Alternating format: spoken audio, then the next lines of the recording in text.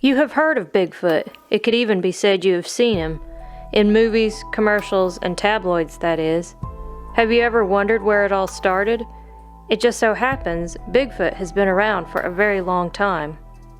I don't know when the first time I heard about Bigfoots was, but I do remember being very young, probably 4 or 5 years old, and being aware of them because I loved monsters when I was growing up. Godzilla, King Kong, and to me, Bigfoot was just one of those. It wasn't until much later that I realized that these things might actually be real, besides just cool. My first exposure was when I was a youngster, about 11 years old, in Spokane, Washington.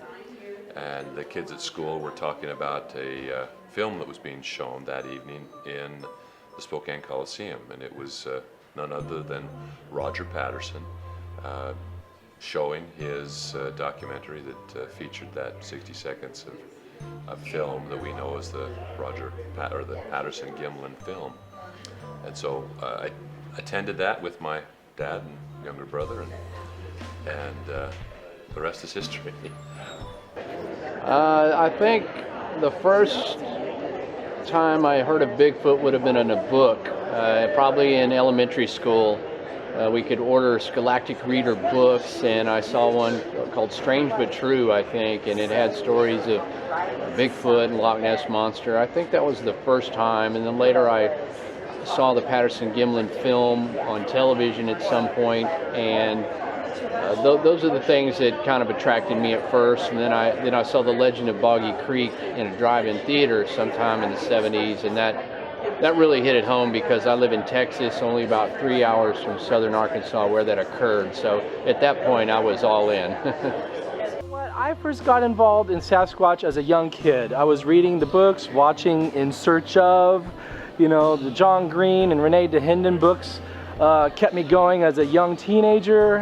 Whenever I would travel up to Mount St. Helens, I was looking for Bigfoot through that thick brush. Granted, I wasn't really researching, but I had such an interest in it, and it kept me going all the way up to my adult years. In 1960, I discovered cryptozoology. I decided to get involved in the field, and that's almost 60 years ago. There was a guy that I went to church with, strangely enough, who ran the sound room with me, and I was a weirdo, and he knew I was a weirdo, so he assumed I was already into Bigfoot, even though I wasn't. So he burned a bunch of documentaries on a DVD and gave it to me. And I started watching the DVD, and it got me interested to know if there were stories kind of local to where I grew up about that subject. So I started kind of going out and talking to people that lived in the community where I grew up, which was a small town called Bolivar in Ohio. And I found out there were all these weird instances of strange deer kills, usually around the same time that people were claiming to see Bigfoot or something like Bigfoot in the woods. Strange screams and stuff like that was happening. They would find a lot of the farmers in the community where I grew up were saying that they were finding these deer ripped in half and stuffed up in trees. So that got me wondering if there was something to it. So that was my baptism into actually going out and talking to witnesses and stuff. Well, my experiences with Sasquatch in the cryptozoology world really started out with Mothman. My family are from Point Pleasant, West Virginia, and so naturally it became something that was really important to me, and I really became passionate about learning about the Mothman. And then through that, I really got interested in other cryptids. And I actually had a sighting when I was younger that I didn't quite understand, and I still don't have an answer for what I saw. So because of all that, I really got into learning about what Bigfoot is. I heard about Bigfoot long ago when I was a child. It started out as kind of like the boogeyman of the forest, something for parents to keep kids away from going too deep in the woods and all that. But I didn't pay much mind to it. I thought it was really and truly just a scary story that parents told their children, and to kind of keep them at bay and everything. Don't do anything or the boogeyman will come and get you. It wasn't until my senior year in high school I had an encounter with one of these creatures that fully instilled my belief I've been interested in Bigfoot my whole life since I can remember, like 5 years old. I know when I was in kindergarten, by the time I got out of kindergarten, I got every book in the library, checked out on Bigfoot, which was probably about 4 back then. It was pretty slim pickings back in those days. When I was wanting to do this, talking about doing this book and thinking about it, I wanted to get a piece of local Native American history. So I went down to Cherokee, North Carolina, and I sat down with the regional chief and some elders, and we basically just had a circle sit down, and I asked them, I said, number one, do you believe in Bigfoot? And they said, we believe that Sasquatch is both flesh and blood creature and spirit animal. That when they die, they become one with the forest and they become the spirit of the wild. But the Cherokee Nation and most Indian tribes believe that the afterlife is how you make it. And animals have their own afterlife. The Cherokee believe that Sasquatch, Bigfoot, the Utnawa, they're a flesh and blood creature just like we are. When they die, their spirit lives in the forest. That's their heaven. They protect the forest. They protect the animals and the people. Years and years ago, most Indian tribes will tell you that Sasquatch and the Native Americans lived side by side. And they traded and they were friends. When the white man came, there's a so-called legend of the Bigfoot Wars and this and that, where Native Americans and Sasquatch fought side by side against white men. Now, the chief down there told me, he said, when he was a kid, he always heard about the forest people, the Utnawa, but he never did put any mind to it. He thought it was a story that you didn't want to be out after dark, you better get back or the Utnawa will get you. Right. So when they had this big community garden in Cherokee, and it was like your local grocery store, but you didn't pay. You went out, you paid, but you paid in labor. Right. You went out, you worked the garden, and everybody reaped the benefits of the garden. Right. So if you needed a few ears of corn for supper or whatever, just go out in the garden and get it. Yeah. They said that they started forgetting about the Utnawa and the Sasquatch. Who started? The Cherokee? The Cherokee started forgetting about them. And then one day they woke up and their gardens were severely messed up and food taken and this and that. Well, they went on witch hunts thinking that, tribe members had went out and robbed it without telling anybody and been stingy and selfish. And the tribal elders got together and said, we haven't made an offering. We haven't made a trade deal with this group. And they picked fruits and vegetables and what have you, filled baskets full, took it out to the wood line. And the next morning they were gone. And the chief said that, he was just 7 or 8 at the time. He said that whenever he passed on, they would always do this. And one day, him and one of his friends were playing out in the field. And they saw 2 hair-covered, large creatures on 2 feet walk out and get the baskets full of fruit and vegetables and walk back in the woods. 2 days later, the baskets were returned along with roots that they used for medicine that was only found in the tops of these mountains in Cherokee, North Carolina, and berries that was only found in certain areas that they needed for medicine and stuff.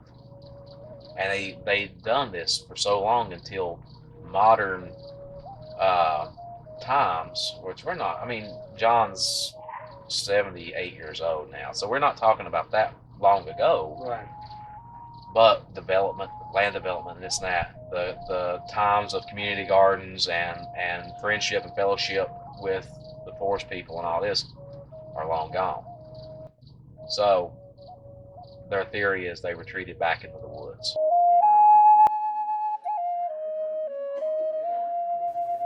Bigfoot has a common theme throughout Native American lore and culture.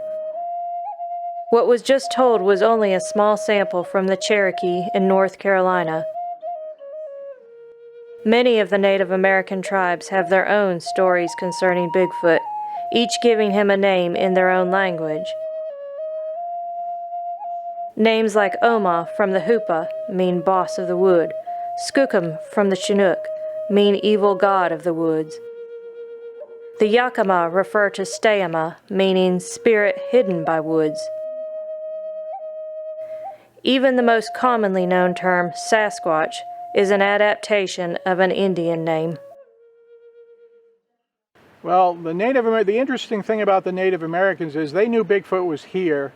They had a word in their language. No matter what tribe you're talking about, there was a word there that meant Bigfoot, wild hairy man, wild man of the mountains, or whatever the translation would be. But they were well aware that Bigfoot was there. They believed also that Bigfoot may have had a spirit that allowed them to protect the wilderness or protect the other animals because it was such a large creature. I think that they believed that, and I think that they held those kind of things and passed it down through the family tree. So I think that Bigfoot was something that's been there in Native American history for a long time. So I think that the probability is that that's still going to remain there, and it's part of history. Bigfoot is bad juju, according to the Salish Indians in British Columbia. The Sasquatch, which is now Sasquatch, the Anglicanized version of Sasquatch, was a frightening, hairy, large, black-haired woman, the Bukwas, that the totem pole is made after, that would steal and take your children and eat them. Okay, that's not your forest friend. That's not your Bigfoot buddy. That's pretty much a frightening monster. A fairy tale that was told. Perhaps it was real. Nonetheless, you have that story, and yet people are still fascinated with Sasquatch. The culture of the mystery, the surrounding myths, they're all involved with Bigfoot. Now, granted, some Native Americans said they traded with the Sasquatch, that they were another tribe, another human tribe. So not every Native American story about Bigfoot is scary. Nonetheless, what is the predominant vibe of Sasquatch? It's frightening. It's a monster. And Bigfoot is tied around American mythology. In fact, I would almost put a thumbtack and make him the center point of that, and everything spreads out from there in American mythology.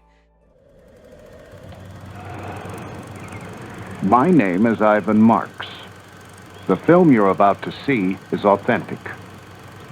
It records the last 10 years, which has changed my life.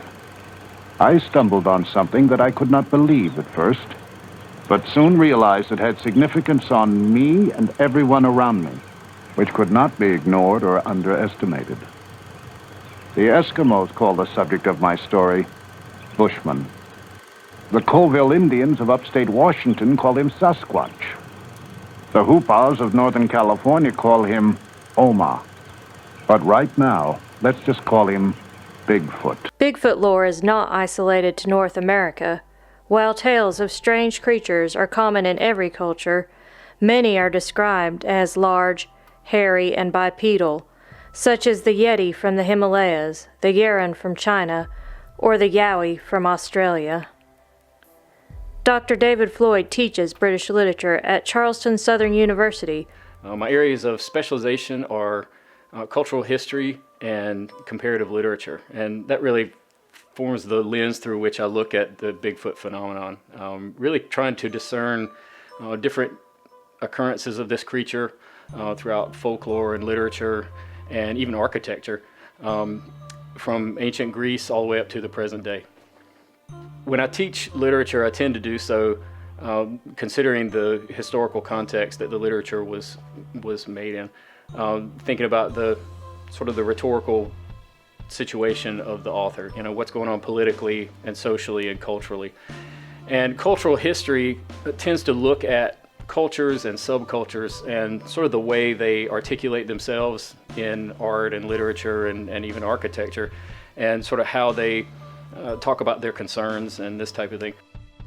You have Beowulf, which is one of the more important pieces of literature that we have, one of the earliest written document that we have, where you have this creature Grendel that comes from the marsh, and the text talks about him being covered in scales and living in the marsh, but it's very easy to sort of see a Bigfoot correlation with this creature, or at least the lizard man, something like that. but Grendel comes into the civilized place, Hrothgar's mead hall, and he comes in at night and he assaults and eats the soldiers there. And so he's this monstrous creature that comes from the outer limits and into the civilized space. And this is one of the characteristics of monsters in general, is they tend to invade the domestic space or the social realm. Also around this period you have King Arthur stories come about. And Arthur is another interesting character in that just about every account of Arthur has a story in it about his battle with the giant of Mont Saint-Michel, which is this sometimes hair-covered giant who is known to be cannibalistic. He, like Grendel, he's coming into the village at night and he's eating people and kidnapping people and that type of thing. And Arthur has to go and fight this giant. So when we get to the Renaissance period, which is roughly the 1500s, you have figures like a guy named Aldrovandus who wrote about hairy man creatures in the Canary Islands. You also have a guy named Antonio Pigafetta who sailed with Magellan, who talks about these huge hairy men with giant feet and bull-like voices in Patagonia. Sometimes primitive man would find his life threatened, terrified by the appearance of a monster from the past.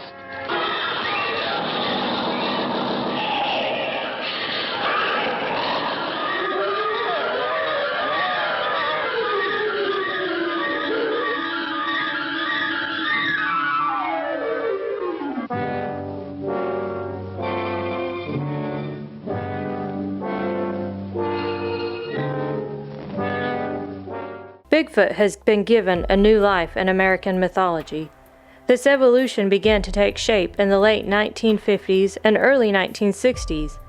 In the summer of 1958, Jerry Crew found a line of very large, human-like footprints near his tractor upon arriving to work at a road construction site near Bluff Creek in California. With the help of a local taxidermist, Jerry made plaster casts of the prints, drawing the interest of a local newspaper. They ran a front-page story complete with pictures. It was with this publication that the term Bigfoot came to be. The Patterson-Gimlin film, the famous first motion picture claiming to document a live Bigfoot, took place in 1967, also in the Bluff Creek area. After this, Bigfoot became a household name, and he began to be featured in movies and creature horror films, such as The Legend of Boggy Creek.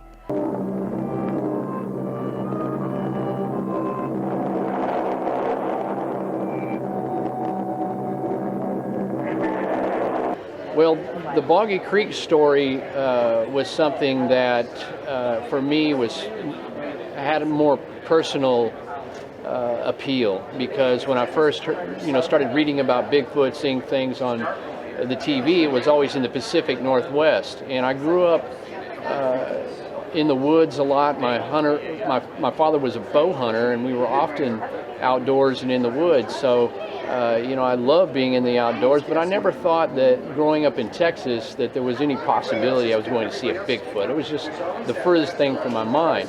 And oftentimes we had camped in Arkansas, and so when I saw The Legend of Boggy Creek as a kid, this is alleged to be true encounters with a Sasquatch-like creature in southern Arkansas. So suddenly I'm like, wait a minute, you're telling me that a creature like this could exist in my area? Not only is it fitting the profile of a Bigfoot, it's also scary and attacking people. So it had a real great appeal for a kid who loved monsters, and it was closer to my home in Texas. So that really drew me in.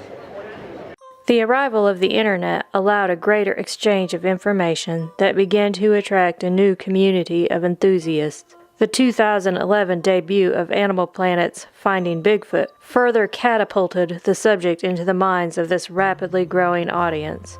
I'm Cliff Barackman. I'm one of the 4 co-hosts of Animal Planet's Finding Bigfoot. I squatch for a living. I'm an independent researcher, and part of my independent research over the last 23, 25 years has been doing a blog on Bigfoot. And really, when Animal Planet decided to do Finding Bigfoot, they put together a show, then they cast some people in it. Initially, from what I understand, I was told they tried to get actors, but it didn't work. So they said, you know what, why don't we just mine the Bigfoot community and see if any of them would work on the show? I was approached, I was asked, would you like to do this sort of thing? I said, yeah, sure, why not? It sounds like fun. And sure enough, it was fun. I am proud to say that Finding Bigfoot has really done a lot to raise the public awareness of Sasquatches and Bigfooting in general. Really, it's a heavy responsibility as far as I'm concerned, because I grew up watching In Search Of and all those television shows and stuff back in the 1970s. And now I realize Finding Bigfoot is the In Search Of the new millennium, and that is a heavy responsibility for me to shoulder. My name is James Fay, but everyone calls me Bobo. I've been squatching for over 30 years in Northern California. I guess most people know me from Finding Bigfoot, the television show. We've been doing it for almost 7 years now. Well, I lived up in Humboldt, and there were some TV shows coming up that were filmed up there, and people would look around saying, hey, you don't know that lives up there? And people would be like, oh, there's this one guy, Bo, he's into Bigfoot. And they were doing like Bigfoot documentaries. It was before reality TV happened, you know, it was before the Osbournes and all that. I'm like, this, you know, I know it's not scripted, but like, you know, this, people would love this stuff, watching us go Bigfoot and for real, like, and we actually get recordings of audio and stuff, they'd love it, you know, like, it'd be a hit. And they'd be like, yeah, it sounds good. So I shot a bunch of sizzle reels and stuff like that. People wanted to do pilots, but they wanted to just rip you off and not tell you these huge long contracts with no money. And I'm like, I wouldn't sign anything. So Matt knew Renee because she'd contacted him previously, and I'd met her before the show one time in Washington. She sent us to like the best spot ever. And we had multiple sightings. I saw a bunch of eye glow up there, had them stomp around us. I mean, it was Class A sightings in the daylight, and she sent us there. I was like, oh, she was this kind of badass chick. When I met her, she just hiked up out of a canyon carrying like a big 12-volt battery for stunning fish, and like, I was the only guy that made it up and down that canyon out of the Bigfooters that were there that day. Like all these guys, like macho outdoor guys, like it's too rugged, it's too steep. And I went up the whole thing by myself and came up the other side. And I was like, that was gnarly. And then here goes this chick wearing a big backpack carrying a 12-volt like deep cell battery, like which is, you know, bigger than a car battery. And I'm like, well, this chick's pretty gnarly. And that's all, you know, a year or two later, he's all, that's the girl I want to get for the female on the show. I'm like, yeah, she was pretty. She looked pretty burly, let's get her. And he just called me and offered me to do TV shows, and one of them was Discovery. They didn't say Animal Planet, it was just Discovery, and they said it'll be one of the channels. And I gave Matt's number, and they found Cliff on the internet. And then Doug from Monster Quest, he had a deal with his channel to develop a show, and he was like, come on, let's do a show. And then, I mean, not to be self-aggrandizing or anything, or try to sound big-headed, but Bigfoot's been huge in Finding Bigfoot's been big and getting the whole Bigfoot thing in the forefront of pop culture again. I mean, it was big when I was a little kid in the 70s, like $6 Million Man, In Search Of. Like Bigfoot was big, and then it just kind of went off the radar as far as pop culture went. Then our show definitely brought it back to the forefront. This spawned involvement such as YouTubers and podcasters sharing personal encounters and civilian researchers going out into the woods to do tree knocks and calls in hopes of being the one to discover Bigfoot. My name's Tracy Arnold. I'm with the Sasquatch Outlaw YouTube channel, and you can also check out my Facebook page, Tracy Arnold, also the New River Valley Bigfoot organization. I believe that the podcast brings people out to share their experience one-on-one with someone, not really realizing that there's going to be a lot more people than one person seeing it. I believe that gives them the platform to set up on, that they're not in front of public like at a town hall conference or, you know, out to a local event, you know, telling their story to a lot of people. It gives them that one-on-one, that one-on-one with me to let their story be known, who they are, you know, and what they believe. I believe that to be the case. I never thought I would have an opportunity to sit down and literally just sit down with Bob Gimlin and talk about, you know, that entire weekend, you know, that entire time he was out there, which was a fascinating, great story. And with Bob's a man, you know, he is my favorite person in the world. I don't mean just Bigfoot related, I mean in the world. I love this guy. I consider him a friend, You know, when we do see each other, you know, it's always a handshake and a hug and say, Bob, how you doing? Hey, Ed, you know, you owe so-and-so. You know, he's just like that, you know, love the guy. But you know, it's funny because when you get to know these people, you realize it's like, man, you know, they're just like us, you know, they're just good people, you know.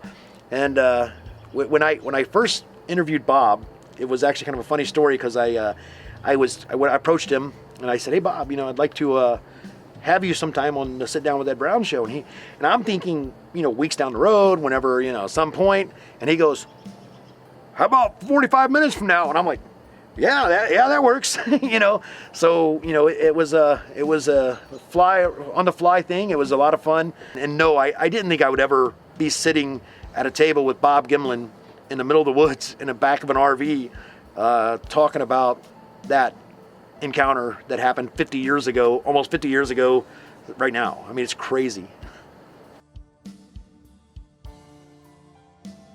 Conventions are a good place to meet the fans of the cryptid world.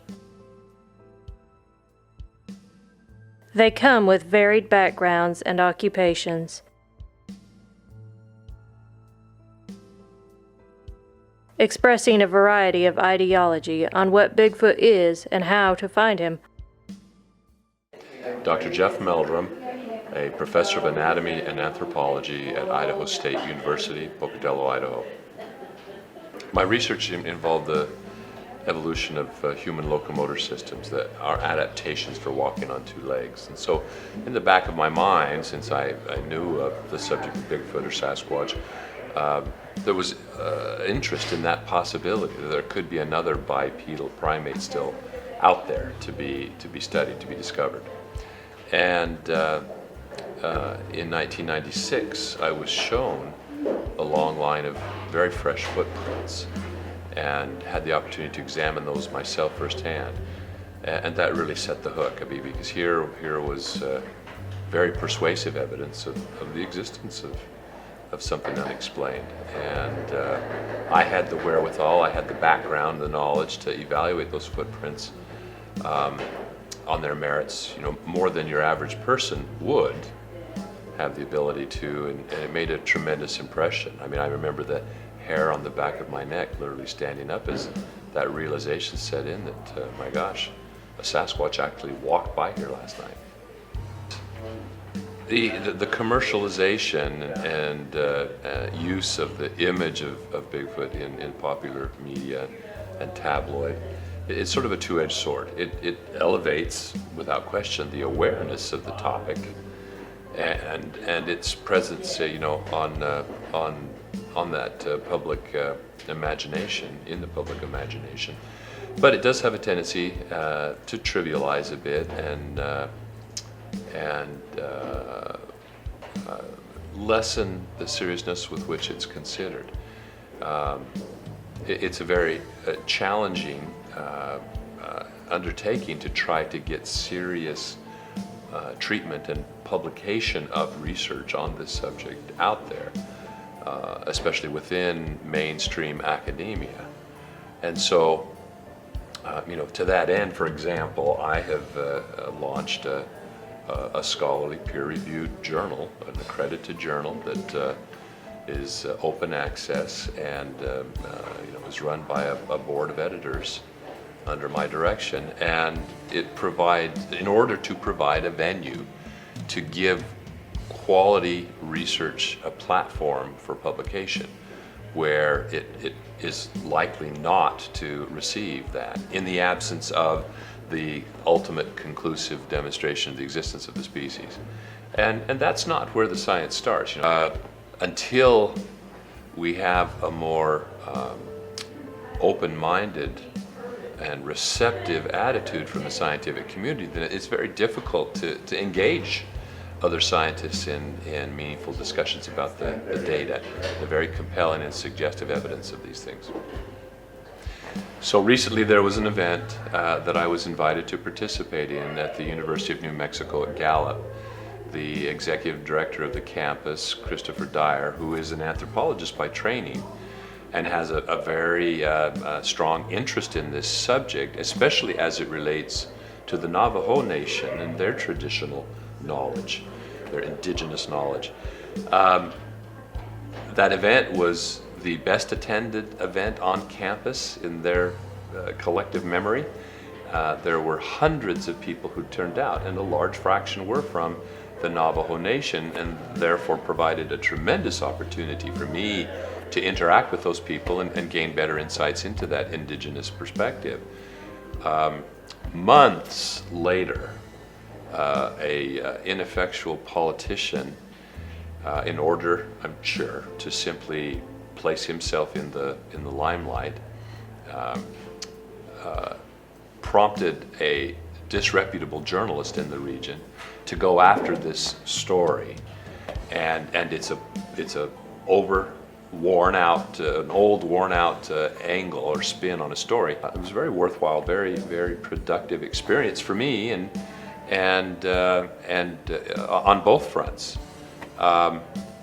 This politician introduced a bill into the New Mexico State Legislature to ban the use of public funds to pursue or attempt to capture Bigfoot, and I can't remember all of the entities he named, but it included things like leprechauns, fairies, and so forth. I mean, that showed the disingenuous motives of the bill. And it was summarily dismissed. It never made it out of committee onto the floor, and was condemned quite vociferously, I understand, by the Secretary of Education as a direct assault on the fundamental principle of academic freedom. You know, one couldn't help, I couldn't help but simply pose the question, how much of the state funds did this politician expend in his office through his personnel and through wasting the committee's time, and would have potentially wasted the entire legislature's time with a frivolous bill like that? Probably far more than was expended for our little field trip into the mountains of northwestern New Mexico. So it polarized opinions, and it did expose this quandary that academicians find themselves in, and administrators of public institutions, educational or other, like fish and game and natural resources and so forth, find themselves in. Oftentimes there are discussions about conspiracies by government agencies to suppress information.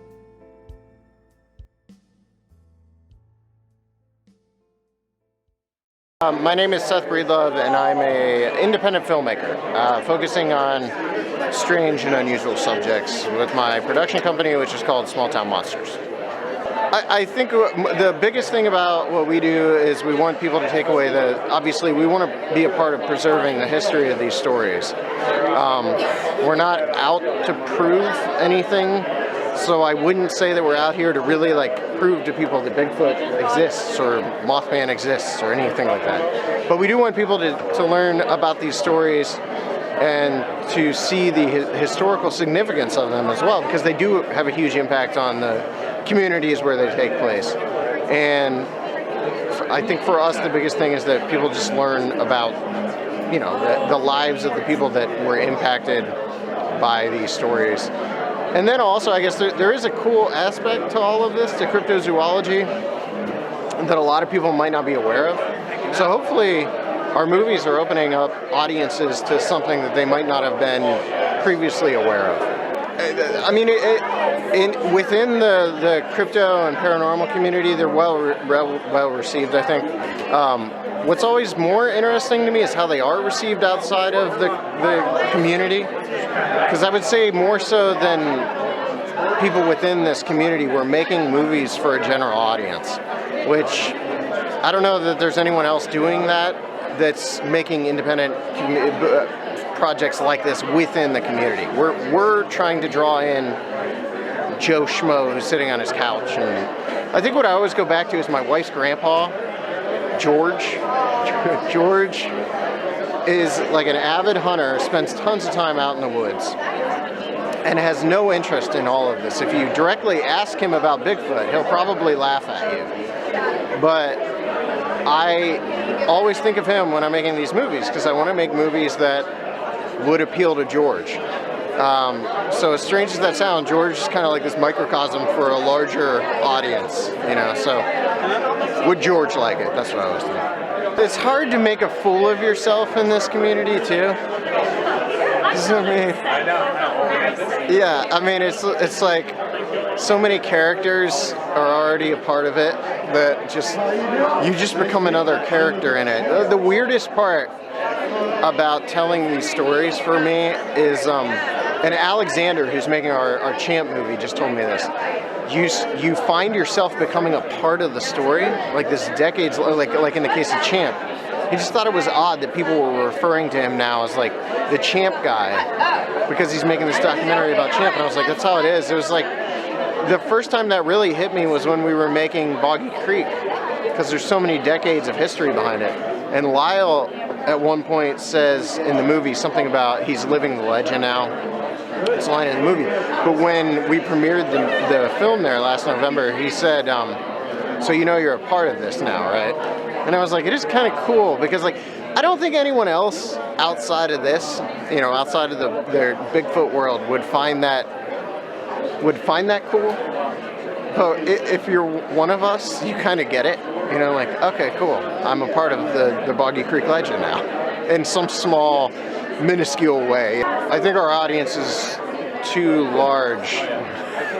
That sounds super egotistical, but Mothman had 40,000 views in 1 month, and it's up to like 70 or 80,000. That's not the paranormal community. I'm sorry, it's just not. That is a very broad audience. Our movies are, I would say, just on Amazon, we're up to over 1 million views. That's 1 million people from around the world, literally around the world, watching our stuff. I would say the percentage of our audience that's rooted in cryptozoology or the paranormal has to be 5%, if that. Like, I just don't think that's not to degrade that audience though, because one thing worth noting is like, I think that audience, the Bigfoot, the paranormal, they're the ones that support the movies on Kickstarter. So the reason we're able to make the movies is because of the community. But the audience that it's finding is way outside of that. Way outside of that, yeah.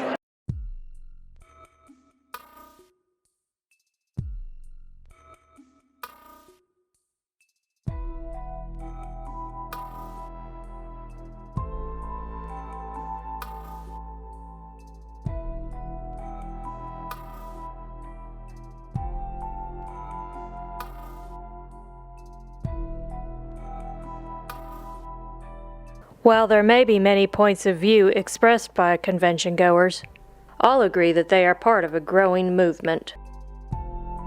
Oh, it's definitely ramped up.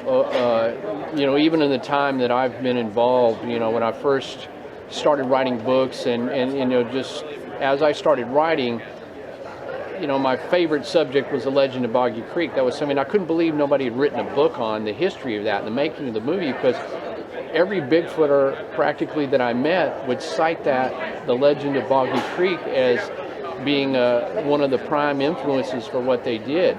So early on, you know, as I got, you know, deeper into this culture of Bigfoot and started doing events, they've just grown in proportion. And of course that was, obviously I was doing this before there was like Finding Bigfoot was on the air, and I think that's one of the big things that's brought awareness. You've got some really quality shows. I mean, one of Animal Planet's best shows is Finding Bigfoot. It's about Bigfoot, and you have so many people, you know, standing up saying, "I saw something like that," and you know, it sort of lifted that veil of, you know, you're a crackpot or a weirdo if you saw something like that, making it more culturally acceptable and more, you know, okay to say you've seen something. And I think that brought people always had an interest in this stuff, or the TV shows wouldn't be successful. So now it's almost, you know, acceptable to be into this, and I think that had an influx on these events that were already going on. There was already Bigfoot conferences, but over the last, just even in the last 5 years, it's really ramped up. And I just did a Bigfoot conference in Nebraska, of all places, and even the first year they did that, there was hundreds of people there. I couldn't believe it. So it's just at an all-time peak of interest. My assessment is there's a difference between how many people are in the field versus the acceptance or non-acceptance of Bigfoot. When I got involved, Ivan Sanderson and I were correspondents, and I was a correspondent of Bernard Heuvelmann's. He said to me once in 1965, there's a handful of people in the country interested in Bigfoot. So it was just a few people were corresponding, talking. It's now thousands, if not millions, around the world are interested in Bigfoot. So the population of interested researchers, academic researchers, has exploded. How do they accept it? Most people accept it in a different way than they did back then. Back then, it was the era of just discovering the giant panda, just discovering all these animals, and there was a feeling that we were right on the edge of discovering Bigfoot. Well, hope fades. People go in and out of the field. There's some people that have been in the field for 5 years and they leave it. There's some people that leave it after 2 years. There's a very few people like me that have been in it for more than 5 decades. So that's a difference that I see.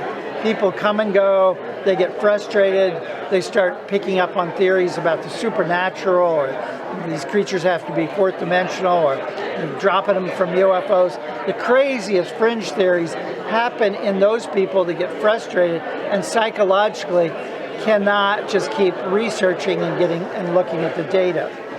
But then there are those people that have been in the field for more than 20 years. They become more academic, they become more anthropological or zoological, and there's more hope for Bigfoot being discovered because they actually go to school, bring more skills to it, and that's a new part of the field.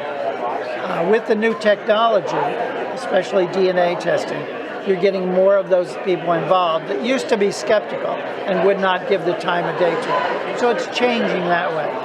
Does that mean that Bigfoot is any closer to being, verified? Maybe, but it certainly has changed psychologically the way people are looking at it. I think because of finding Bigfoot being on TV and other shows like, Mountain Monsters, Bigfoot Bounty, Killing Bigfoot, etc., it's exposing Bigfoot to a much bigger, greater audience than ever before. Therefore, you're going to have all different kinds of people coming from different backgrounds in life, coming to conferences like the Ohio Conference, going to film festivals, things of that nature. So it's a big melting pot now. Before, it didn't used to be like that. If you would have asked me the same question 10 years ago, I would have said nobody in their right mind that doesn't believe in Bigfoot now will ever believe in Bigfoot in 10 years. However, with TV shows and documentaries and movies that are being made, more and more people are not what you would say believers, but they are accepting the possibility that this creature does exist. By far the largest body of researchers seeking Bigfoot are without scientific credentials. They are known as citizen researchers, weekend warriors, scouting the wilderness in their own backyards. Many are experienced outdoorsmen and women, having invested in an impressive arsenal of equipment such as game cameras, FLIR, night vision, parabolic microphones, and casting plaster. Others embrace a straightforward approach. They simply enjoy the time outdoors, listening for the knocks and looking for tree breaks, maybe even setting out food or objects in an attempt to lure the creature in. Well, I think that the activities of the Bigfoot community and my activities in the scientific community can be mutually beneficial. I mean, I think my presence in the Bigfoot community at large helps to ground and lend some credibility to those activities.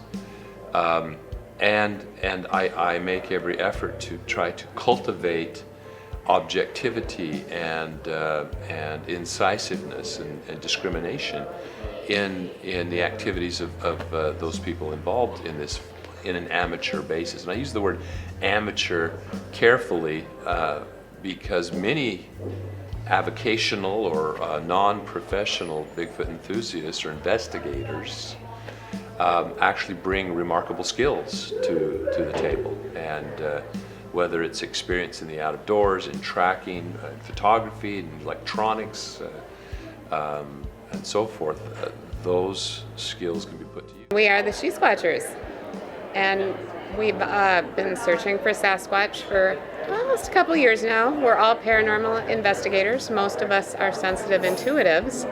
And Loren Coleman actually put the thought in our head that he thought it would be women that would make first contact with Sasquatch. So I called these ladies up and said, girls, we got to get a team going. Let's do this. So that's how Sasquatchers was born. Jerry and I were interviewing him for the show, and that's where he said that he thought if you put some women in the woods without men, dogs, and guns, that you'd get some Bigfoot action going on. Right. I jokingly was like, oh, pick me, pick me. And so I did. Who thought? Who would have thought? Well, we're out in the woods a lot. We actually have had many what we call Bigfoot banters around the state of Minnesota, because Minnesota is a hotbed for Sasquatch activity. Talked to many people about their stories, so we kind of get an idea of what areas they're most seen in, and then we go to it. But we also we're all intuitive sensitives as well, so we're hoping that because we feel and we know when ghosts are near and spirits, that this will translate also into Sasquatch, because some of us feel that he is of another dimension, like ghosts, for example. We do a lot of laughing. Yeah, we're kind of the happy team, I think. That's kind of maybe what sets us apart. But I think because we're all women and we're, I don't think they'll be afraid of us, first of all. What's there to be afraid of? But the other thought is that, they think that Sasquatch could be a primate, and we know the best primate researchers have been women. It's Jane Goodall, Diane Fossey, and so we hope that, it is said that Bigfoot, well, we know that the great apes don't like the pheromone that men emit. Women don't have that. And of course, we're more nurturing, so we're hoping all that plays a part. You know what? The guys love it. There's something about a bunch of women in the woods without any protection that just really they think is the greatest thing on earth. Some of them are protective, though. They're like, you need to do something. Like girls. We met a couple BFRO members who said, are you packing heat when you go out there? And we said, no. Do you? Well, no, but we think that you should. And we're like, yeah, no, that's not going to happen. And now am I going to have to worry about you, they say? No, every time we're going to have to worry every time you guys go out. But yeah, actually, they love it. Mm-hmm. I mean, we met the Finding Bigfoot guys were in Minnesota last year, and we had just been doing this like 5 months or so. We really hadn't even had a huge expedition. And Matt Moneymaker spent a lot of time with us, and he was just excited, and Renee was excited, and they were like, this is great. And Renee said, you guys are going to be the ones. And this is what, it's very interesting, the reactions we get, and people just bring us right in. I mean, big hunters and stuff like up northern Minnesota, they bring their pictures, they tell us their stories. It's phenomenal. It's wide, but you're right, it's very male dominated. The amateur researchers are absolutely critical because they're the only ones that get evidence. The scientists don't get jack. Like Meldrum cast the Blue Mountain prints, but other than that, and Bindernall got that great cast up in BC, but besides that, everything's got by amateurs. And it's not the scientists' fault. There's only a couple of them that get no money for it. So, I mean, they're teaching and doing day jobs. They don't have time to go. I mean, there's thousands of us and like a half dozen of them. You can't argue science, So like all these people that call themselves armchair researchers, I love it. Get out there, get DNA, go and enjoy yourself, enjoy the outdoors. But you can't argue science. So if they go out and they find something, well, have it tested.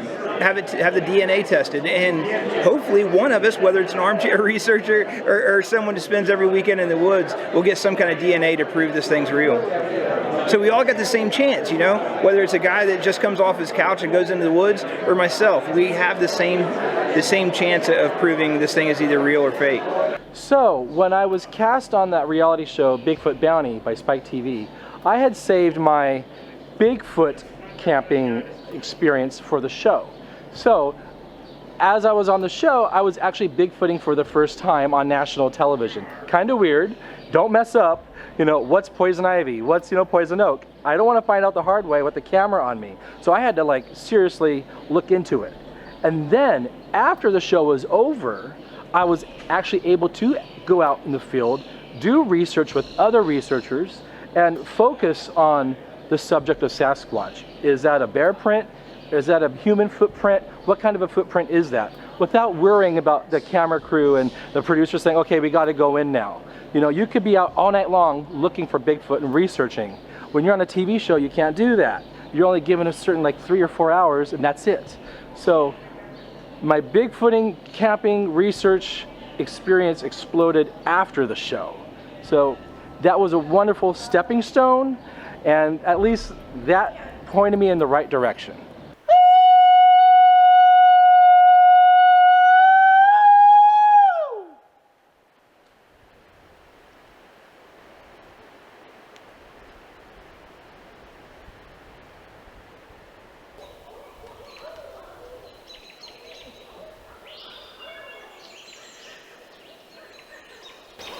My name is Sam DeLoach, and I am a head researcher in the High Knob, Virginia area for the Mountain Empire Cryptid Research Organization. What motivated me to get into the field were people like Dr. Jeff Meldrum that were scientists at Idaho State University, an anthropologist and anatomist. People like that are taking a serious look at there's a possibility that this creature could exist in the forests of North America. So that got my interest piqued as far as, hey, this creature could very much possibly exist if a scientist, a very well-credited scientist, thinks that it might exist as well. So therefore, I started doing a lot of research on High Knob, Virginia, and getting to know more people within our region and making great contacts and coming up with a great research group. So the research that I do, like I said, is mainly in High Knob, Virginia. And of course, there was a Finding Bigfoot episode that was filmed there. And so I do a lot of my research in that area. It's basic research. I don't use any type of cameras, any forward-looking infrared radar, any drones or anything like that. I am a basic researcher that just goes out with a backpack, some water, a phone, and a camera, and see what I can find that might be out of place. Now, I'll tell you this, a lot of the things that I do find can be explained. So I tend to look at everything and that it possibly might be and then rule it out. Some say the Bigfoots can sense cameras. I'm not on the technical side of it. I kind of do my own thing and figure something out that somebody else is not doing. I always tell people when I talk to them, think outside of the box. And I think there's a limit to that as far as thinking and what people think and all that. But you got to keep an open mind on how you go about researching it. Because if these creatures are somewhat intelligent, then they could be standing around here looking at us and we don't even know it. You know what I'm saying? So I think it's flesh, blood, and animal. I don't think it's a human hybrid. I don't. I just think it's a species of its own. Maybe a descendant of a creature that we know to exist, Gigantopithecus or Giganto. It's probably the closest thing that it resembles. Height, look, from what people say, it looks very human. We all know that eventually academics will be involved in the search for Sasquatch, but at this point there are so few that are able to do it for tenure and political reasons. So essentially we have an amateur army of researchers out there, and for the most part it's kind of a wash. There's some people out there doing a really good job collecting data and documenting it, and then there's some people out there doing a really poor job, not producing anything but hullabaloo. Just like, look at me, give me attention, and that sort of thing. Making loud, ridiculous claims of various sorts. So I kind of think it's a wash. The good evidence that's out there has almost exclusively been collected by amateurs, but at the same time there's another whole group of amateurs doing damage to the subject. So good, bad, kind of meets in the middle.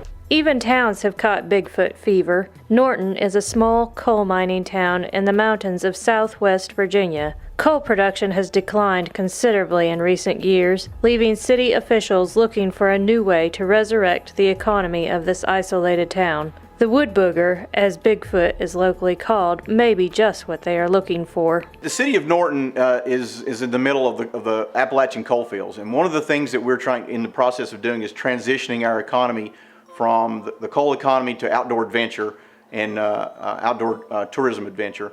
And our hope is that by incorporating the wood booger, the legend and the folklore of the wood booger into our area, that it will draw people from outside the area to come and visit with us and to explore our mountains, our trails, hike them, bike them, do kayaking, all in the light of the wood booger, looking for him if that's what they want to do, or just enjoying the culture that is around the wood booger, the food, the festivals, etc. We really hope to draw as many people in as we can. The Tourism Committee recognized how significantly important that this was going to be for tourism for Southwest Virginia and for the city of Norton. And we wanted to recognize this folklore, and we wanted to actually put a statue up at Flag Rock so where visitors could come into the city, go up, hang out with the wood booger, find out a little bit more about the history of the wood booger and how Norton is really trying to promote the wood booger theme. Norton decided to do a Sasquatch resolution declaring the city of Norton a Sasquatch sanctuary when the Finding Bigfoot program released its show describing Norton as a Bigfoot area. And so the city council decided that it would be prudent that we wouldn't have any hunters looking for Bigfoot. So we decided to do a sanctuary area, again in hopes of preserving the animal if it exists, and also bringing people to our area who are interested in trying to find the animal. When Finding Bigfoot first aired and I presented this idea to the city council, I wanted to do some research so I could give them some information as far as what was going on elsewhere in other areas. So I found out that there was a 450 square mile Yeti sanctuary in India, there's a wood booger sanctuary in Indiana, and there's one also in Washington State. And I felt that it was very, very important for us to promote the wood booger here in Southwest Virginia, and basically the home of the wood booger on High Knob in Norton, Virginia. I would say in the summer of 2014, the city realized that the local business here in Norton, the Home Hardware, was selling wood booger t-shirts, and it was a big part of their income. So we decided to capitalize on it, and starting in June of 2014, we organized and put on the first Wood Booger Festival in October of that year. With the annual Wood Booger Fest, we are also having other activities that are popping up. We recently had a Wood Booger Chase, which was a triathlon of kayak, run, and bicycling here on the mountain. Our whole premise of this is to get people to the city of Norton to stay in our hotels, to eat in our restaurants, and bring their money to this area. And we are very close to a big market in this area. I think it is one part of the eco-tourism travel destination, the Flag Rock Park, what we have to offer here in the park with the wood booger and the history of him. Like I say, our annual festivals and our local wood booger chase that happened here this past weekend is very well attended. People are embracing this. They want something to attend. They want something locally that they can attend, and the word is getting out, and they're telling their friends, and their friends are coming in from other states. Our local Wood Booger Festival last year, we have a family from Canada that comes in and helps work this every year. So yes, the word is getting out. In the city of Norton, there are three basic hot spots for finding the wood booger or something related to the wood booger. First, of course, is our Flag Rock Recreation Area. That's the heart of our Sasquatch Sanctuary area. There's a 6 foot tall, 2,000 pound Sasquatch sitting up there waiting to greet you. The second would be the Good Old Boys Hardware Store, where Mike and Pickle and Big O will greet you in the store, and the first thing you'll see is a big wooden wood booger. And so I would definitely say you need to go by and visit them. They know all the lore and they know all the locations there. The third, of course, is the Wood Booger Grill, where you can get great food, talk about the wood booger, have some communications with the locals about the wood booger, and just have some great victuals. The media most often represents Bigfoot as humor or fantasy. This creates an obstacle of credibility for those dedicated to the task of bringing scientific involvement to the subject. But Bigfoot will be relegated to entertainment use until there is a specimen made available for study, even for those who have seen the evidence needed to convince them of his existence. First of all, I always am very careful with the use of the word belief. Belief to me, in my own personal philosophy, is I do not believe in Bigfoot. Belief is about the providence of religion. It's faith-based. People give up a lot of their scientific method, their insights, their investigative skills when they go into a field like Bigfoot studies and say, I believe in Bigfoot. That gives them no sort of yardstick for what they're going to measure. They hear a noise in the woods, they believe it's Bigfoot. They hear a knock on a tree, they believe it's Bigfoot. I want to see the evidence. I want to look at each case by case. Let's be honest. Bigfoot is entertainment, regardless. YouTube, movies, Harriet and the Hendersons, for example, TV shows, Finding Bigfoot, it's entertainment. The general audience, the bigger picture of people, I think would like to think it's real because humans, we are naturally romantic. Dr. Jane Goodall is extremely hopeful that Bigfoot's real. There's no proof. She thinks it could be, but we still don't have any evidence. I think the general population sides with Dr. Goodall and that it'd be great if it was real. But it's probably not real because people always today say, well, we have all this technology. How come we haven't found a body? That's like the number one thing that's thrown at us Bigfooters. Where's the body? Where are the bones? Now, granted, we keep saying, oh, the forest dissolves the bones and porcupines eat the bones. And yes, there is some truth to that. However, as many times I've been in the woods, I've never found a bear carcass. I know there's bears out there. I've seen them. I've heard them. I've found their footprints. Yet, I have never found bear bones. You know, the bones I found were either deer or elk. Well, let's look at the population of deer and elk. There's thousands of them in a certain amount of area. Bigfoot, if it's real, the population has to be like this big. It has to be. Now, according to all these people at the conference, I've seen Bigfoot in my backyard. Well, I just heard there was a Bigfoot down the street here at Salt Fork around the tent to the left. Really? Really? Really? Bigfoot is as common as a squirrel in a state park? I don't think so. Okay, because that would be on the news.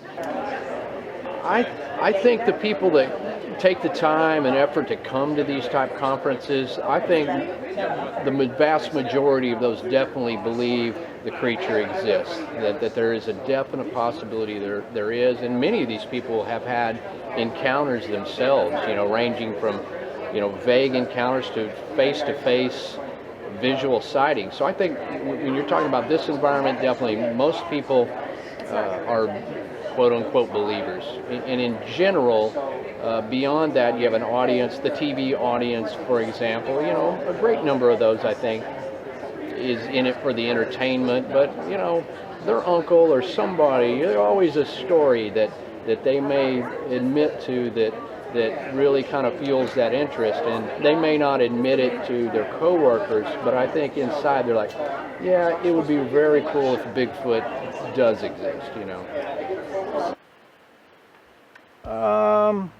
I think it's more entertainment. I mean, you have to realize that you're not going to see, when you turn on the show, the TV show, you're not going to actually see footage of Bigfoot. Something new. You'll see history related, the Patterson-Gimlin film and the Freeman film and some of the other films that are out there, but you're not going to see something new because obviously it would be headline news. If it was, it wouldn't be on the TV program. So you know going into watching the program that you're not going to see something new. You may see some techniques on research, some techniques that they're trying to do by call blasting and some other things that are interesting aspects of the research process, but to actually think that you're going to be able to see Bigfoot or something is, you know, is more for entertainment, I think. So. Oh, pop culture definitely hurts the whole Bigfoot research movement because it's just, people look at Weekly World News, National Enquirer, and it's this singular individual they always promote, like he was seen. It's always, to most people, they're surprised when you say, no, it's not he, it's they. You know, it's just, and just kind of making it a joke and like, you know, like puff pieces like, oh, it's a slow news cycle, put in this fake Bigfoot story and laugh at the end and make fun of it, you know, and you know, the jokes by the comedians. Like our show got heckled. Like we were like, all the late night shows made fun of us and heckled us, and we were the butt of jokes, whatever. But 75% of the people that watched our show didn't believe in Bigfoot and just watched for the character. Like almost 80% actually, and 2/3 didn't believe in Bigfoot. But by the end of our run now, it's like 2/3 believe in Bigfoot that watch our show. So we've, you know, it's mostly because of the witnesses that they've switched over. I mean, serious Bigfooters hate our show a lot of times, you know, they hate it, just knock it, and so do I. I mean, no one hated it more than me until just recently, and Cliff hated it too. I mean, we couldn't stand it. But on the plus side, I mean, and even Bindernagel, Meldrum, them guys, they acknowledge, go, hey, we're glad. Like they didn't like the show at first because of the, you know, cheesiness factor, but they're like, hey, it's great because it's opened up the dialogue, and there's way more reports, and people are more, you know, and people are open to the subject and talk about it, because not that we've convinced people, are like Matt, Cliff, myself, and Renee, like we're not convinced people, but when people see the witnesses doing their interviews, that's what convinces people. Like they see we've got hundreds and hundreds of witnesses on, you know, and most of them are telling the truth, you know, compelling stories. I think most people follow Sasquatch things because they want them to exist. I do find that most people haven't really delved in super deep, so they still have a question about whether they are real or are not real. So I think they're just hoping to be real. I mean, Jane Goodall is a good example. She says that she's sure they're real, or at least she hopes they're real. She thinks they're real because of the people that she's spoken to personally that said that they've seen them, and she's smart enough to identify that they're not lying, right? But I think most people hope they're real, kind of like Jane does. I mean, we all hope they're real, just some of us know. Now, I understand with more people being involved with Bigfoot and considering it and interest in stuff, it actually has made the possibility of various segments of the field.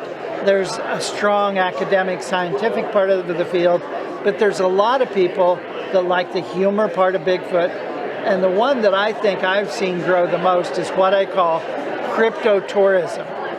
Now, back in the 60s, we started getting into a field called crypto-tourism, where people would go out on nature hikes with the kind of the underlying theme that I want to save the woods, I want to, you know, do something good, but I also like to do exercise, I like to be outside.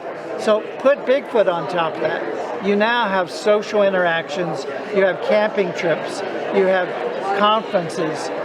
Even part of this conference is an expedition.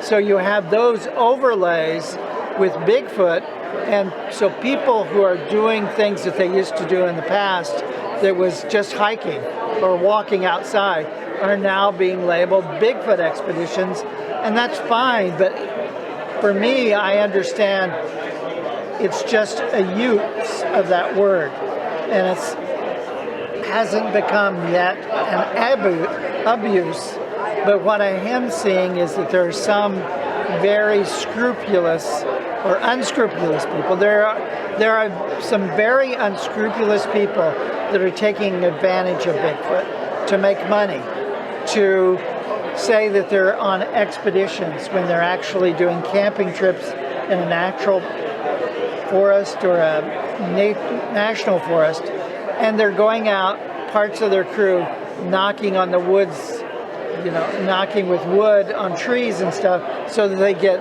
people to come back on their $300 expeditions. So we have to be careful. For every good side of a field, you've got to look for the dark side. And people are exploiting other individuals.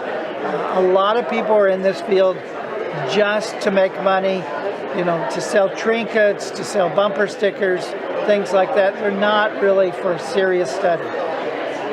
As long as people can go with their eyes open and, you know, still be entertained and still laugh about it, but they, you know, the money's flying out of their pocket, and they can live with that, it's just becoming part of our culture. It's not like it's the Bigfoot field, it's becoming part of capitalism and commercialism. Skepticism remains the attitude of the public at large. Who can blame them? Conclusive evidence is scarce, and much of what has been produced was later determined to have been hoaxed.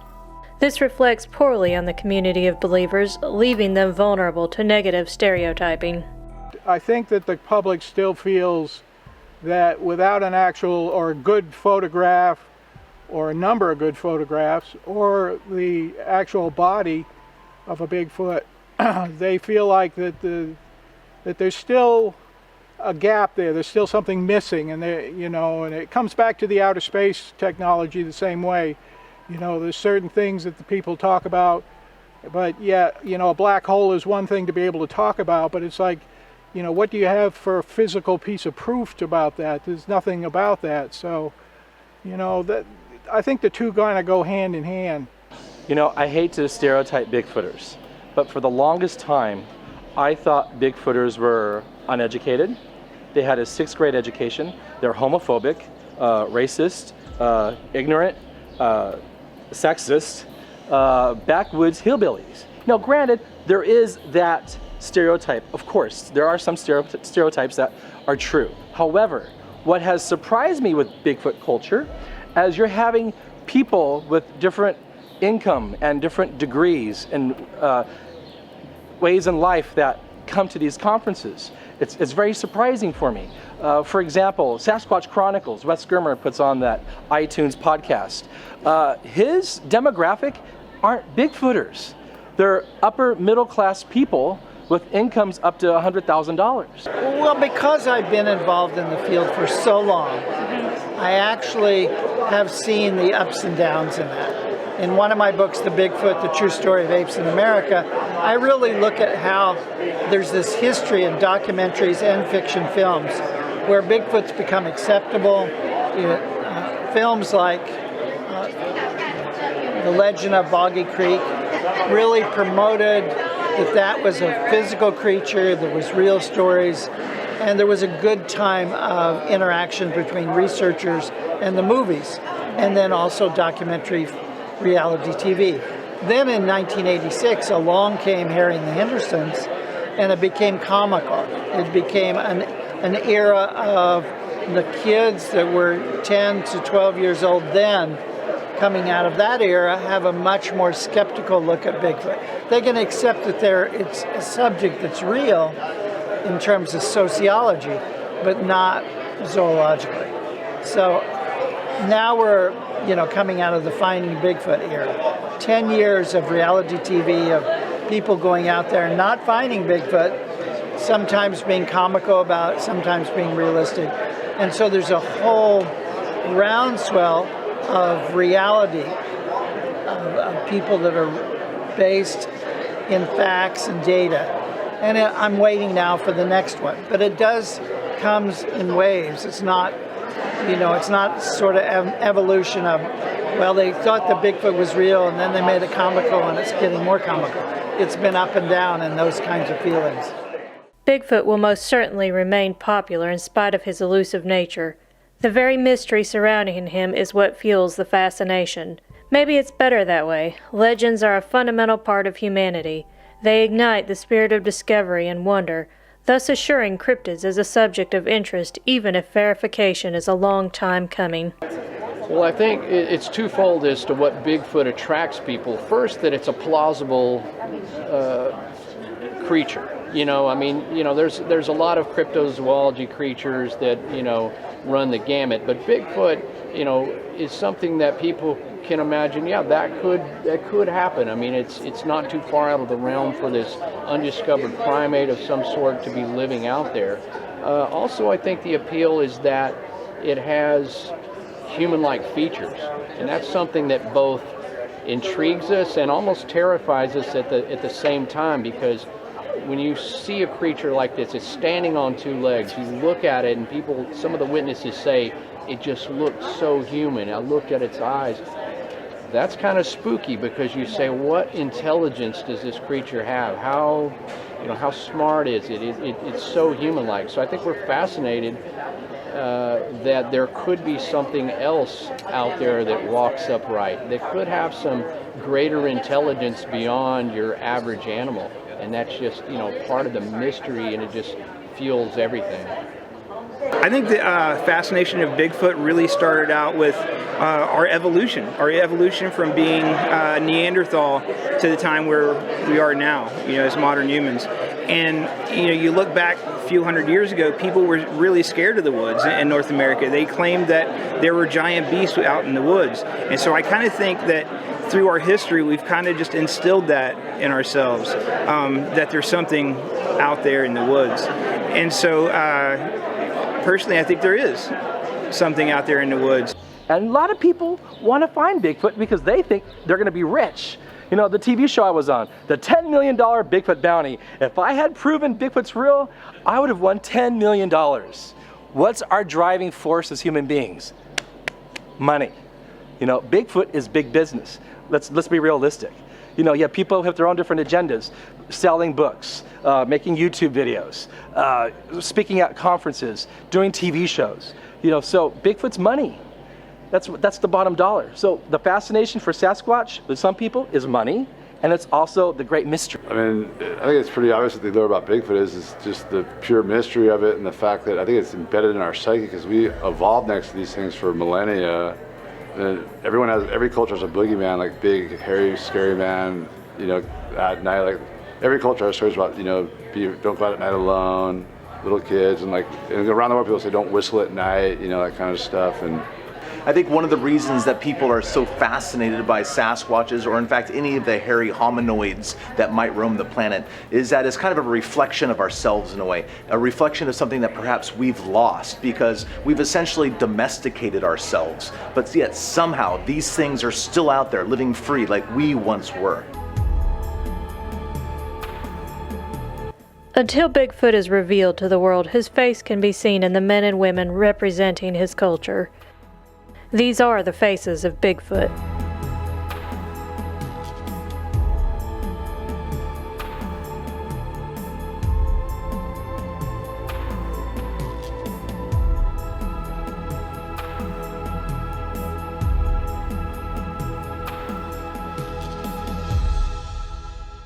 When you're out there looking for Bigfoot, you need to be happy with whatever you find. You cannot go out into the woods with confirmation biasness.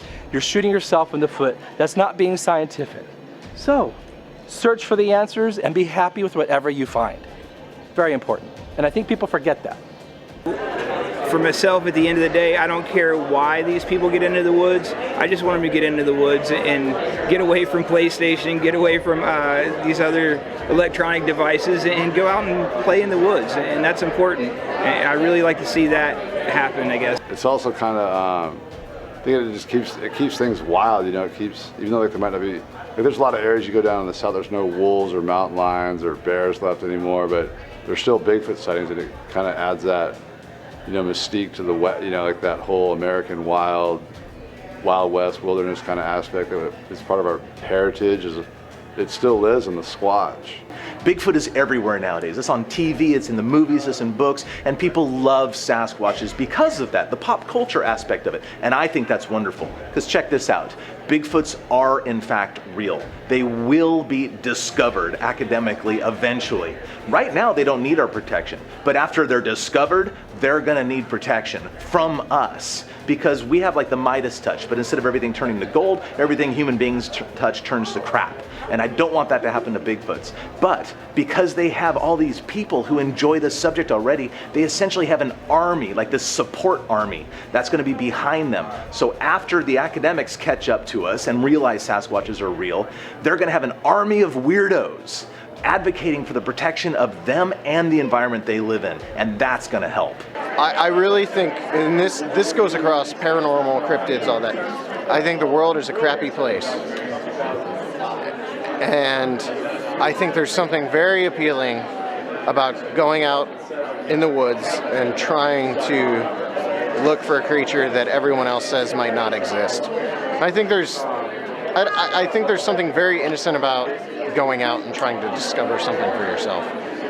And the world's full of lies, and the media's full of lies and all that kind of stuff now. And so to try to disprove or prove an unknown species, there's something very, very appealing like that, about that, in a world where North Korea is threatening to nuke us, and there's hurricanes battering our coast and all that kind of stuff.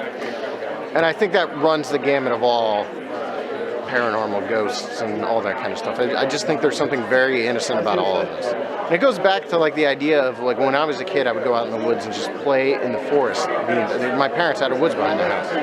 I'd go out there and I'd play from morning until night, during the summer especially. And this just really reminds me of that.